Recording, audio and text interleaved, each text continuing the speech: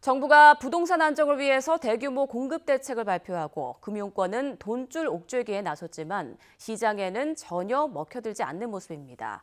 아파트값 상승세가 여전한 가운데 다세대나 연립주택 거래 시장도 들썩이고 있습니다. 조태현 기자가 보도합니다.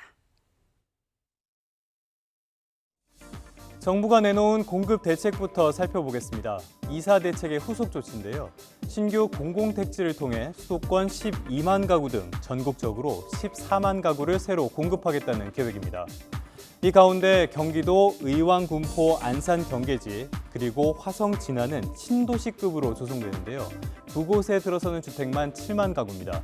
대규모 주택 공급에서 항상 문제로 지적되는 교통은 수도권 광역급행철도 GTX 노선을 활용해서 해결하겠다는 방침입니다.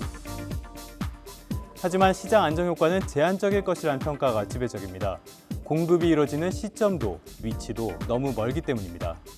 지금 나온 시장 물량을 보게 되면은 외곽 지역에 그리고 교통이 어떻게 획기적으로 개선이 될지 안 될지 의심스러운 지역이 많이 포함되어 있기 때문에 단기적으로 어떤 매수세를 진정시키기에는 한계가 있어 보입니다. 실제로 이번 주에도 부동산 시장은 뜨거웠습니다. 전국 아파트값은 한 주 만에 무려 0.31% 올라서 관련 통계를 작성한 뒤 최고치를 기록했고요. 0.4%나 오른 수도권도 최고 상승률 기록을 7주 연속으로 늘렸습니다. 정부가 공급 대책을 발표한 뒤 인근 지역의 호가가 오르고 있다는 점을 고려하면 다음 주 전망도 밝아 보이진 않습니다. 전세난도 좀처럼 개선될 기미가 없습니다. 전국 아파트 전세값은 0.2% 올라서 오름폭을 키웠는데요. 수도권은 올해 들어서만 7% 가까이 상승하고 있습니다. 전세난이 집값을 끌어올리고 그렇게 오른 집값 때문에 전세값이 상승하는 악순환이 이어지는 셈입니다.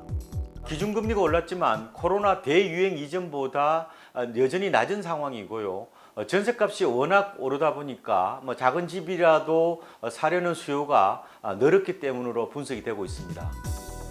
이처럼 부동산 시장의 불안이 이어지면서 다세대나 연립주택을 말하는 빌라 거래량도 꾸준한 상황입니다. 서울에선 빌라 거래량이 8개월째 아파트 거래량을 넘어서고 있는데요.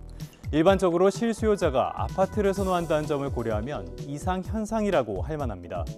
집값도 전세값도 워낙 빠르게 오르다 보니 그나마 저렴한 빌라로 수요가 몰리는 건데요. 대체 언제쯤에야 무주택자들이 시름에서 벗어나게 될까요? YTN 조태현입니다.